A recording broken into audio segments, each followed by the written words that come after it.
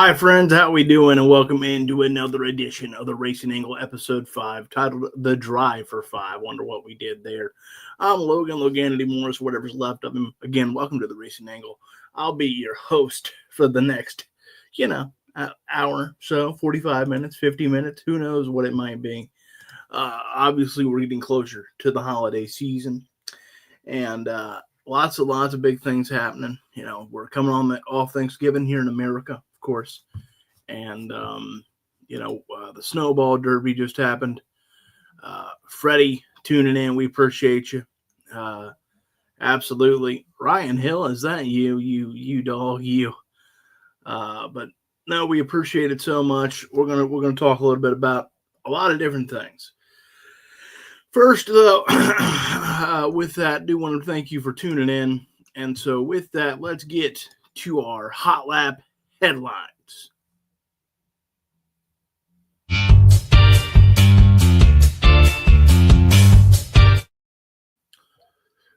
Of course, it's, Peyton back there on the ones and twos.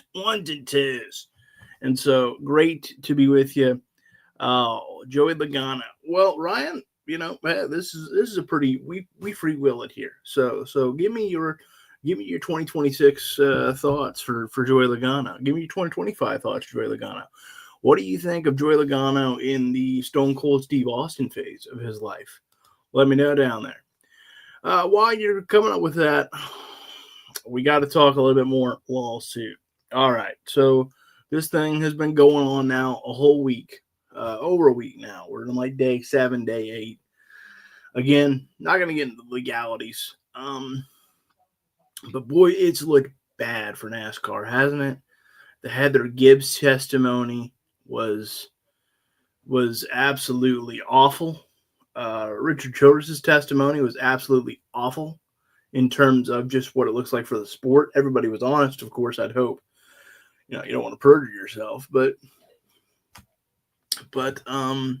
just awful is how this looks for NASCAR as a company. Jim Francis' testimony, if we're to believe him, he doesn't remember much, and in which case, Jim, with all due respect, how you running the sport, brother. There was some notable testimony. Again, the Heather Gibbs stuff where they felt like they were pretty much getting I think what she said was a gun held to her head as far as trying to sign the charters and keep all that going. That looks bad. That looks bad. Again, my concern with the sport is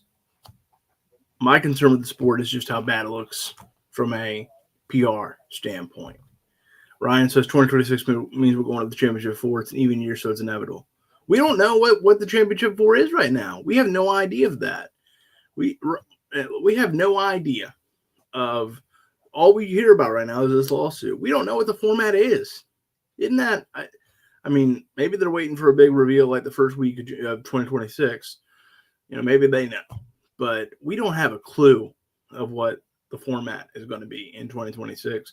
It does appear very likely that the one race, game 7, so to speak, is going away. That's the only thing we seem to know. Other than that, we don't know. We don't know jack. We don't know horseshoes from hand grenades. And that's, like I said, I think by now we should. I really do. I think that's a disservice. But back to the lawsuit. Again, it just looks so awful for the sport. It's bad PR. It's just awful. I wish they could have gotten room and settled this thing. And Judge Bell said as much, that they should have gotten in a room and settled in this thing, and they just didn't, right? And so it looks absolutely awful for how NASCAR looks like they've strong-armed a lot of these owners to just agree to it, and that's the way it went. And I get, from their position, hey, they had to do what they felt like they had to do, but to see it all come out like this in the wash, we probably all knew it was bad. We probably all knew it. But again, to have it confirmed like this, to have it in testimony, oh boy.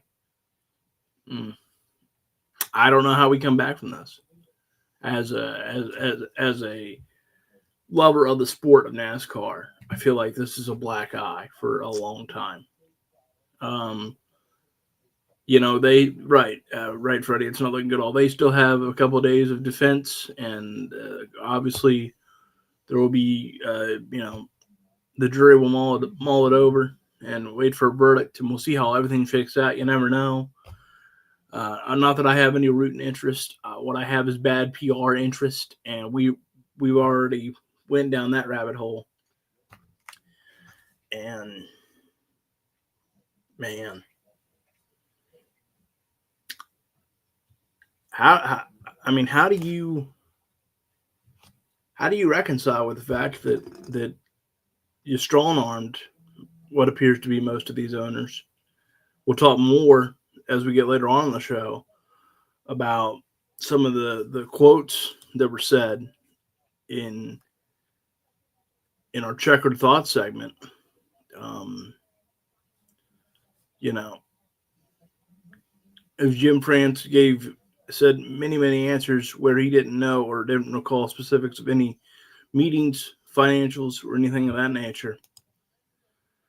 He made clear he didn't want permanent charters. And, on some level, again, I said this last week, on some level, I understand that you don't want someone to come in and tell you how to run your business. It's your business. It's your entity. It's the France family's lifeblood, life work. And so for Denny Hamlin and Michael Jordan and Bob Jenkins of Front Row Motorsports to try and force your hand of how to run your business, I get that's not an easy pill to swallow, and it's going to be natural to be defensive on that. But that being said, it just looks awful. The idea of the charter is supposed to be, it gives some equity. It gives owners something to hang on to and to sell and to have, to create that franchise value, right? That was the idea of it. I don't know if that's how that's going at this point. That was the idea. If you're living under a rock, or if you're new, or whatever it may be, the idea of the charters was to give some owners something tangible that was theirs. Obviously, NASCAR fought that. They are allowing charter agreements through each media rights deal because they don't know what each media rights deal is going to bring is their argument. They don't know what the future media rights deals are going to look like, how much money they're going to get. So that's why they're renegotiated about every 7 years or so. We're in the second set of 7 for this current media rights deal, if that makes sense. And I get their point, right? You don't know what the future holds of your brand. There's always some economic uncertainty when you're an entity of that size, period. We have no idea how things are going to go. And so I get their point. I do. But the way that they clearly, again, the word I keep using is strong-armed, because strong-armed is, in my estimation, the appropriate word. These owners to sign this agreement, and the way they quit negotiating. I love NASCAR. I love the brand of NASCAR. I have great respect for the entity. I have great respect for the France family and all of those things. But man, I don't know about all that. So I don't know about all that. I don't know. That's a bitter pill. But that's some of the update. We'll get to more of it as the show goes on. Let's get to some other news.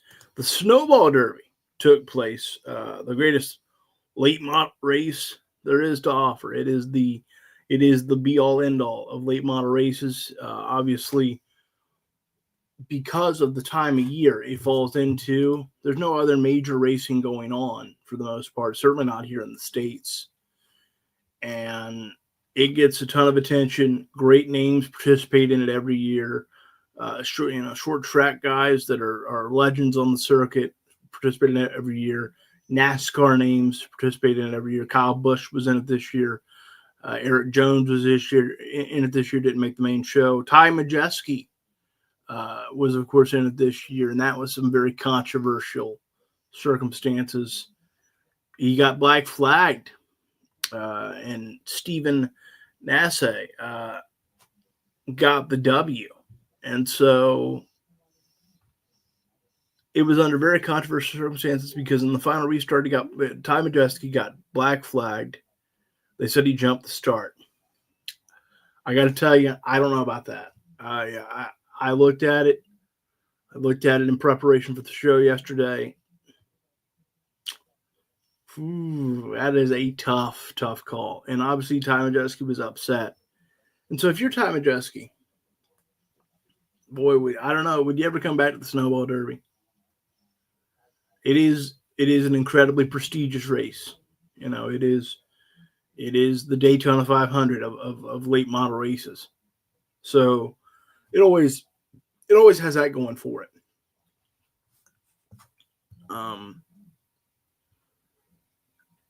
Freddie says he watched the video. Yes, he did jump it the first time. He did say he did the first time, but he didn't jump it the second one.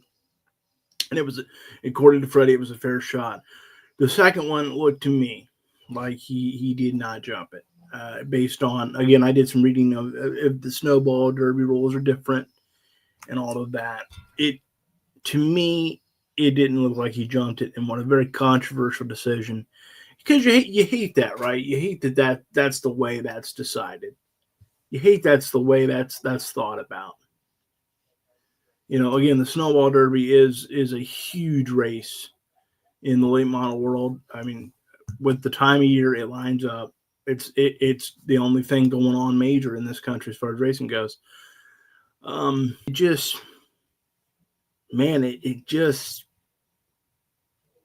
to end it like that, to have it be on a controversial call like that, is not exactly how you want it to go, right? It's like it's having a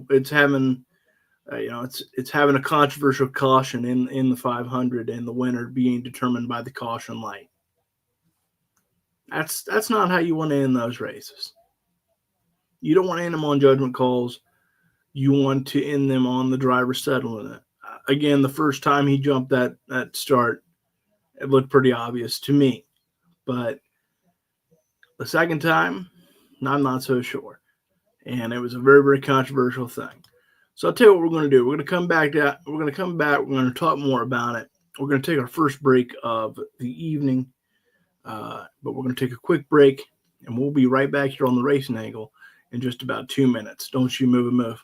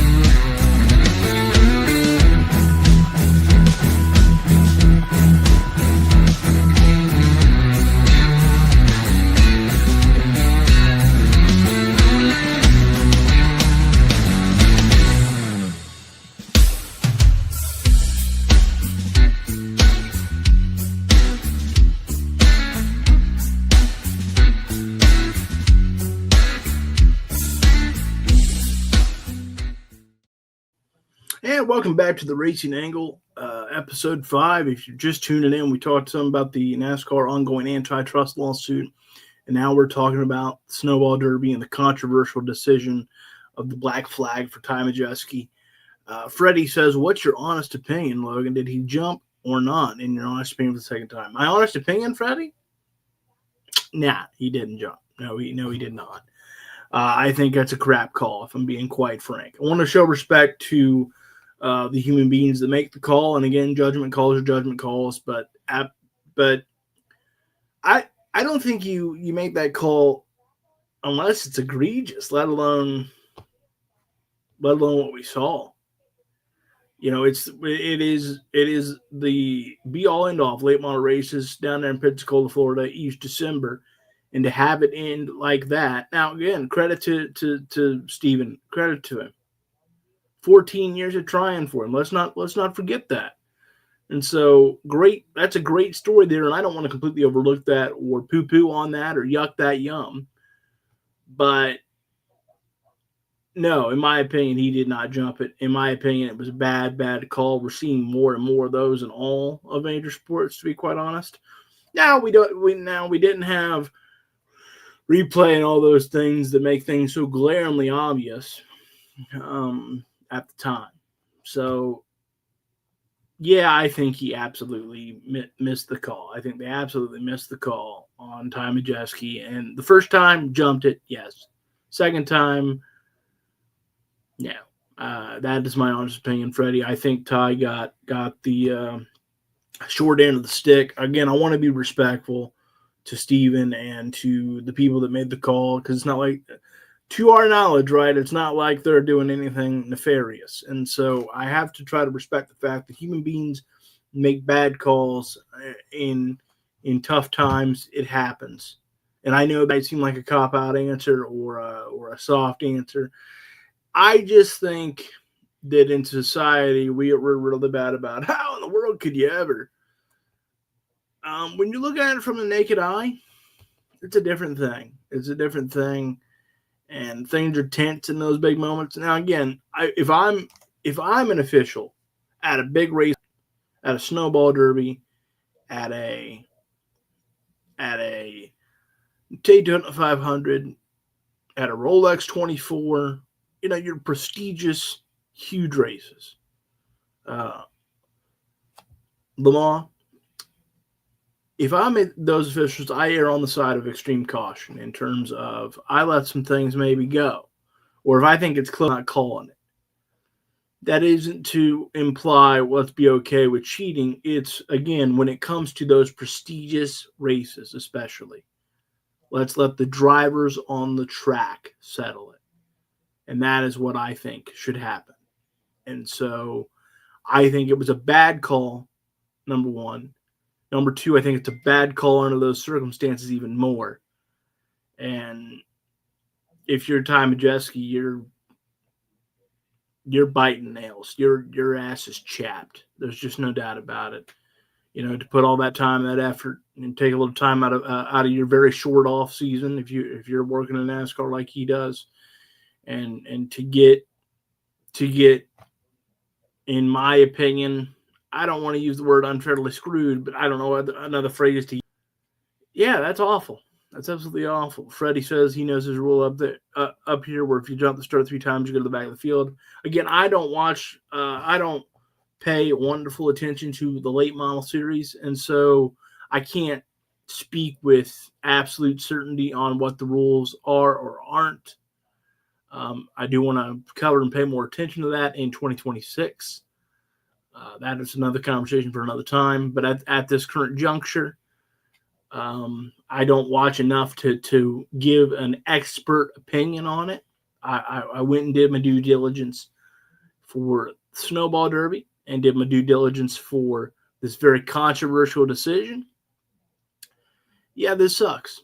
This absolutely sucks, and it puts a black eye on the Snowball Derby. Because whether it's the right or wrong call, right, Freddie, it's again, you didn't let them settle it. We see it in NASCAR with, again, the caution light, those things. I don't like when it comes down to that. in any major sport, football, basketball, racing, MLB. We don't want the umpires, the referees, the officials to be part of the story. Which is no. Nobody watches for them, and that's not disrespecting the great credit they do for these sports. They do incredible stuff, and without them, you can't have it, right? You got to have somebody call balls and strikes. You'll say, but when it becomes about them, it's gone wrong. It's just my opinion. All right, other things to talk about quickly. Rick Ware Racing switching back to Chevrolet. Looks like they're going to have an alliance with Pop RCR. Looks like they're going to run, according to Catchfence, they're running one charter in 2026. Now, what does that mean for 2027? No idea, because remember, they lease a charter to RFK, and they owe Legacy Motor Club a charter starting in 2027. I don't know what that means for the future of Rick Ware Racing in NASCAR. Not a clue. But it looks like they're going to run just the one car, the 51, and that's it for 2026. And again, that makes me wonder, what's their long-term kind of viability plan when you lease to RFK. I believe they will lease to the 60 another year, and then Legacy a charter for 27. That's a done deal. That's already there. They settled that lawsuit, and Legacy got the charter. So I don't know what the long-term future is of Rick Ware Racing. And people, I'm sure, will go, well, what's it matter? It's Rick Ware Racing. I don't ever want to see a team go under. People will give a lot of crap to Rick Ware Racing and other field fillers. There's been field fillers in every era of NASCAR. It is hard work to get 36 cars in there. It should be 40. We never get there anymore except for the 500. Wasn't that long ago. It was 43. You need those back-end field fillers. You do. They all serve a purpose. And I have news for a lot of people. Those guys, those teams are working likely harder than the big boys. I'm not going to sit here and say the Hendricks and the Penske's and the Gibbs don't work damn hard. Of course they do. They have a lot of success and they've earned it. But teams like Rick Ware Racing and other smaller teams like that, they have to work twice as hard for about an eighth of the results. Freddie says it would be nice to see a 43 Cup car race again. It would. Unfortunately, I don't know that the demand is there under the current system in NASCAR, because you have to have a big boardroom to be in the sport. There's a lot of issues right now in NASCAR, and I'm not saying they're not growing in some ways. There's plenty of successes. They've clearly marketed the sport well. We see that with rising attendance figures. They're clearly marketing the sport well. I think that could take a hit as the year goes on next year. Daytona is going to be Daytona. And your West Coast swing is always going to be your West Coast swing. But I think as you get towards the lull in the middle America and the weather and the cold, I think you could see some attendance decline, especially with this bad PR. It just doesn't look good. And it isn't because they're Team 2311 or front row. People just look at it and go, greedy billionaires fighting greedy billionaires. That's how people look at it. Is that everybody? No. But unless you're really nuanced into antitrust law and really nuanced into everything that's going on, you naturally go billionaires fighting billionaires. We're hoping next week that our good friend and partner Kevin Rao will come on and a little inside baseball about Kevin Rao. He's a lawyer and he deals with antitrust lawsuits. And so we're hoping to have him on next week. We'll see if that happens. He's a very busy guy, and he's going to give his perspective, though, on the antitrust lawsuit and how things are going and what it could mean for the future. By then, we may well have a verdict, because I believe closing arguments are set for Monday, tentatively. So we'll see how it goes. But no, we're hoping to get our good friend Kevin Rowell on, and he'll give his thoughts on just all that sort of quagmire that is the antitrust lawsuit and what it could mean going forward. We shall see. Some sad news. Michael Annett passed away, former Xfinity Series driver for Junior Motorsports. That was some awful news. He was very important to laying the foundation of kind of where Junior Motorsports is as a team right now. Obviously, they've reached a great zenith in the Xfinity Series, now the O'Reilly Auto Parts Series. They were in the Daytona 500 this year, and I don't know if any of those things happen without guys like Michael Annett that were nice, steady, strong hands during some. They've always been a great team, but they didn't have the stud of a line. So it was just sad news. No word on his passing and what caused it, but awful news to pass away just 39 years old. It was. I was kind of floored by it. I know Peyton was as well. It's somebody you watch and we watch the sport. The sport goes on so long, folks. They become a part of your.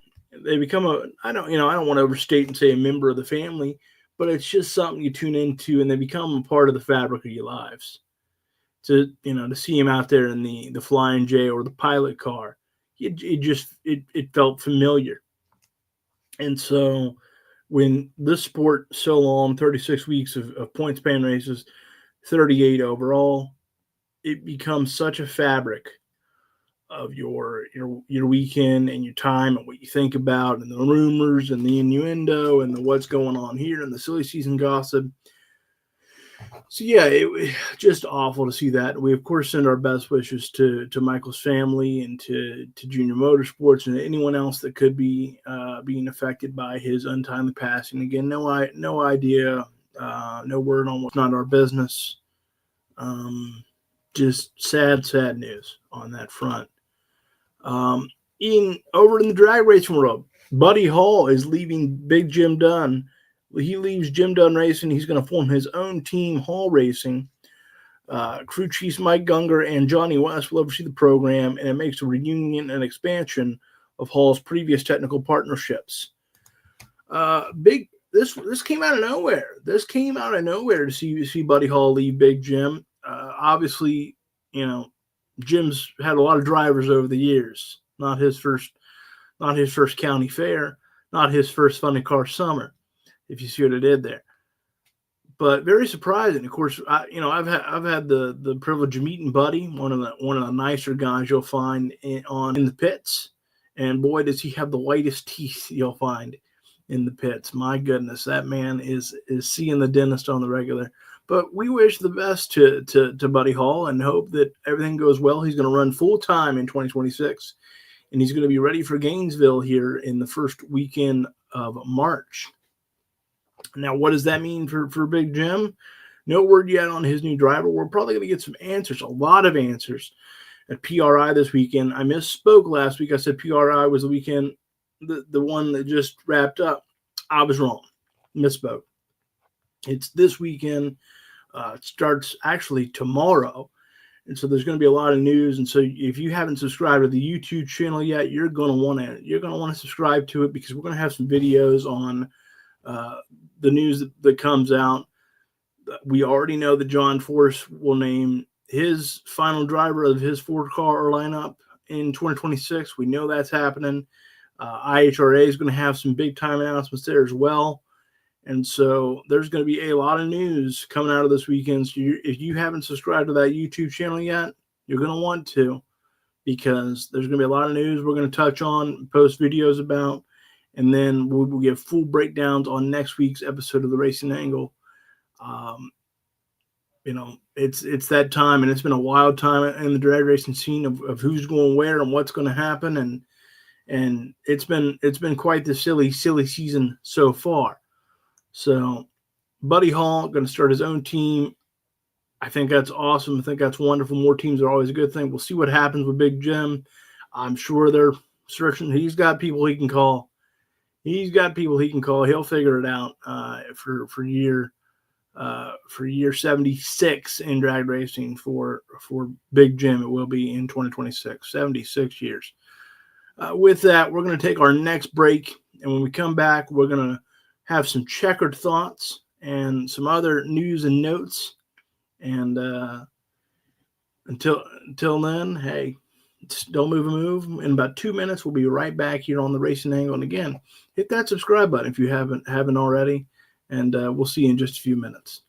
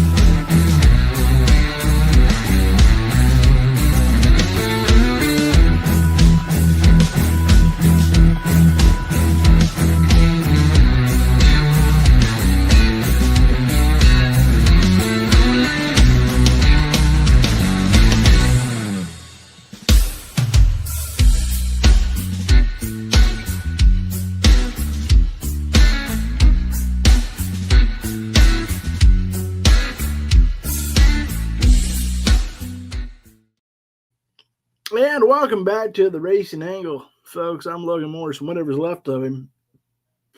Lots of information flying around.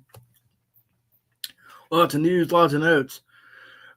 Yes, Freddie, you got it right. Chris Wright back full-time in 2026 Truck Series, and Daniel Hemrick back 2026 time with MHR. What are your thoughts on that, Freddie? What's your thoughts? I think it's good for Daniel Hemrick. It's good to see him back, always in the sport. He's a guy, though, I think is going to go down that, never quite lived up. Fair? Give me your thoughts down in the comments below. And speaking of thoughts, I've got a few. And so why don't we get into our checkered thoughts?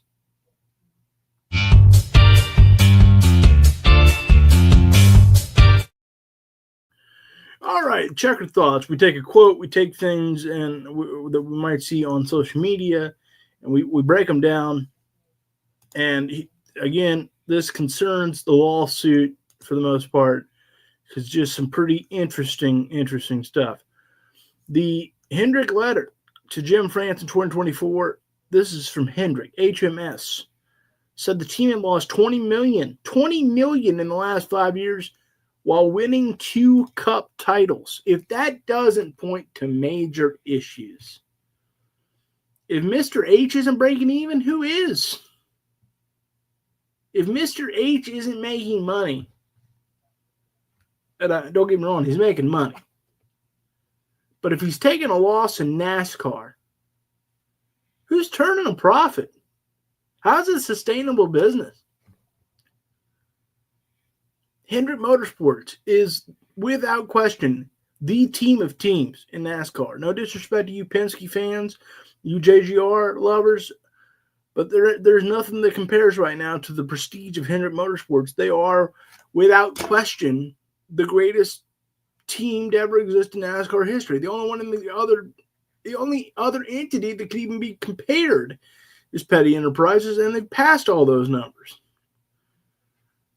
If they're not turning a profit over the last 5 years, $20 million they've lost, according to Mr. H's letter.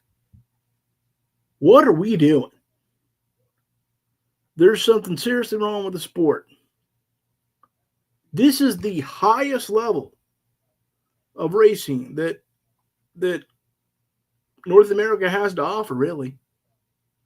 NASCAR is the creme de la creme. And I'm not putting down NHRA. I'm not putting down IHRA. I'm not putting down the many other great series around this country that should get more coverage. Around this planet that should get more coverage. And we'd like to do our part in that. But NASCAR is the unquestioned king of motorsports, at least here in the United States and probably all of North America. You could tell me better about that, Freddie, being that you're a Canadian fellow. Is your bacon or is it ham? If they can't turn a profit, who can? If they can't turn a profit, at what point does NASCAR go, we've got something way wrong? We've got something way wrong. And again, I keep saying this like a broken record, but I want to, when somebody clips me someday and go, well, he was team so-and-so. No, I was team better for the sport. I've got some friends and some people in my life that go, well, you're team NASCAR. You're team this. You're team that. Don't put me in a box. Don't put me in a box. I'm team betterment of the sport. And I don't pretend to know how this is all going to pan out to know what's better for the sport, because I know what I don't know. And I don't know law. And I don't know how they're going to mean if NASCAR loses this lawsuit. And if they don't lose this lawsuit, which is still a possibility, we've seen juries do some surprising things. We've seen closing arguments change games. I don't know what it means for 23-11 in front row. Does it mean they go under? Does it mean it's a matter of time before they're going down the way of Furniture Row Racing? Who, by the way, you want to Checkered Thought, how about Steve Phelps pretty much saying, yeah, Joe Gibbs upped those prices at the Furniture Row, won their championship, and that's probably why they didn't make it. Steve Phelps, again, I'm very much paraphrasing, but Steve Phelps pretty much said that on the stand. I mean, I don't understand at all what we're doing. If Hendrick can't make a profit, well, then I would assume that Roush ain't making one. Be easy to assume Legacy ain't making one. Coach probably ain't making one either. Penske probably isn't making one either. Now, Penske seems to have more money than he knows what to do with, as he owns IndyCar and all those things. Man, it's a problem. It is an absolute problem. And then, again, you go back to the 85 minutes of Jim France answering questions, were filled with soft-spoken rants, giving many, many answers where he didn't know or didn't recall specifics of any meetings, financials. But he doesn't want permanent charters, nor does he want the 3-strike rule. Man, what are we going to do? How does the sport recover from a PR standpoint, no matter how this all shakes out? That's a big question to me. It's a big question. Yes, and let me be clear to Freddie and the rest of you. I can't wait for racing, so I ain't even got to think about it anymore. But it's going to linger. You know, it's going to, like I said, but how will it affect attendance during the not so prestigious run of races? Not putting down, look, I love a good race on Sunday. I love it. Period. Doesn't matter the race. But I can't wait for the Clash either, Freddie, and it's not far. It's not far from here, and I can't wait to not have to talk about this anymore. And I avoided it at previous places I was, and I avoided it during the first few episodes of the racing angle. But I feel like when the trial's actually going on, hard to avoid it, because that's without question the biggest thing we have to talk about. Now, there's still some great questions for NASCAR as a sport. Number one being, we don't know the playoff format at all. And I don't know if you see the clock there, folks. It is December 10th. We'll be racing in not too long. We should probably know that by now. And maybe, and I want to be fair to NASCAR, they probably, I would hope, do know by now. It's been a month since the season ended. So I hope they figured it out. But the fact that that's not a story, the fact that we're not talking about it, it's kind of disappointing. That's what I'd rather be talking about, is what's the championship format going to look like? What's the schedule changes going to look like in 27? How's this Navy Air Base, how's this Air Force and Navy Air Base going to look? How's all those things going to be? But instead, we're stuck with bad PR, NASCAR looking like they strong-armed these owners into this charter agreement. I can't wait to talk about the actual sport of racing again, Freddie, and anyone else that listens and will listen by that point. Can't wait to talk more racing of all kinds. Can't wait to talk about drag racing. Can't wait to talk about some late models. Can't wait to talk about some dirt. Because this is awful. This is bad for the sport. This is bad for motorsports as a whole, because, again, NASCAR is king. And so it's just a bad look. I don't know why NASCAR didn't do everything humanly possible to get him in a room and settle. Clearly, they didn't think it would go this way. Clearly, I would hope. I hope the geniuses didn't go, well, yeah, we're gonna get creamed, at least PR wise. Again, they haven't won or lost the case. There's still closing arguments to be had. But this is just bad. Just absolutely awful. That's the best way I can put it. I look forward to the Clash so much, so we can talk some racing and how everybody is going to look. And coming up here on the Racing Angle in January, because we have one more episode for December next week. And in January, we're going to do some team previews. We're going to go through. We're going to look at some of the key. We're going to look at all the Cup teams is the goal. And I'm going to tell you the drivers. I'm going to tell you what we know about the crew chiefs. And I'm going to tell you what I think the expectations for the team ought to be.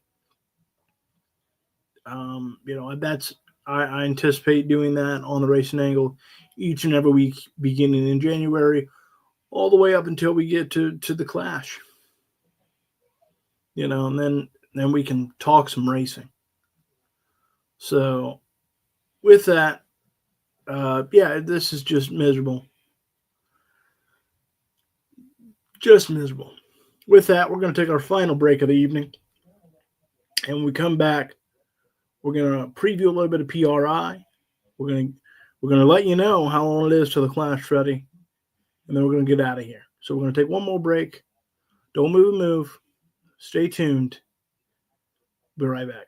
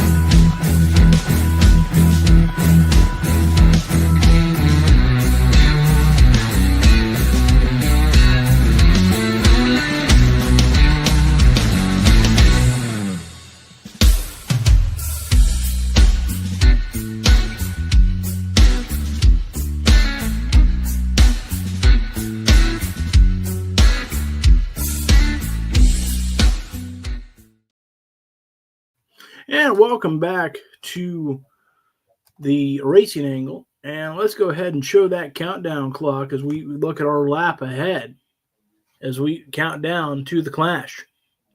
We got 53 days, Freddie. We got 1 hour, 18 minutes, and, well, make it 17 minutes and counting. Can't wait for the clash at Bowman Gray at the Madhouse, as they like to call it. Looking forward to that one very, very much. Old school is cool. What else do we got this weekend? We got PRI this weekend, and that's where a lot of great news for drag racing is gonna continue to come down. We might get some word on who's gonna drive Jim Dunn's funny car in 2026. Jasmine Salinas is rumored coming back to Top Fuel, and so how might that come about? Well, you might get some ideas on that. Of course, John Force going to name a next driver to his team. So many big questions to be answered.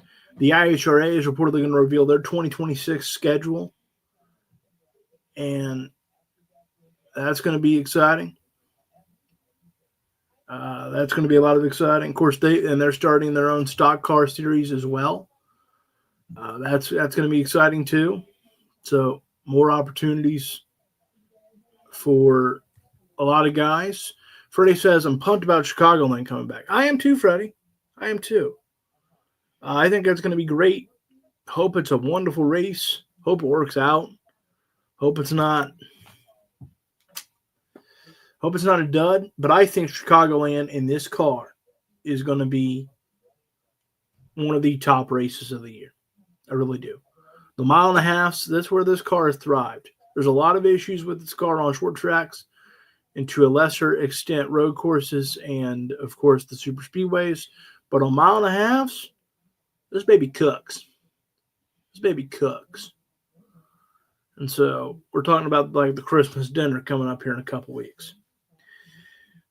Let's look ahead here on the racing angle. Again, we will break down all that PRI news. We'll break it all down. We will post videos on our YouTube page throughout the weekend, throughout the week.